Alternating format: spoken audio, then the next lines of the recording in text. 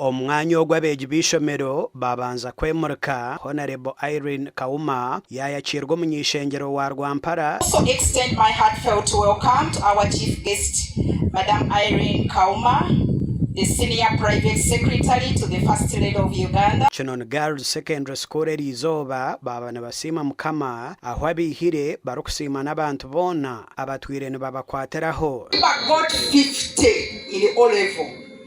50 in the O level, 50 aggregates.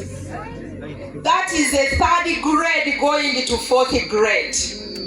Now when she gets 15 points, for us in Kinoni, Yaashaba na kusima government Honorable Kankunda n'abandi abakwatiriwe ishomereri ntwenda kusima all the girls nabo bagerezeho munonga okukwatiraho headmistress bemwahabera kushasha bakuru b'ishomereri no kugira ngo tubine domu y'omurembe n'ebina byo kwegeramu ebiro kumara. What do you think we need here majorly? I know for a fact our dormitories should be very habitable for our girls. Aha tukaplaninga just behind the state to put a storage building for more classrooms.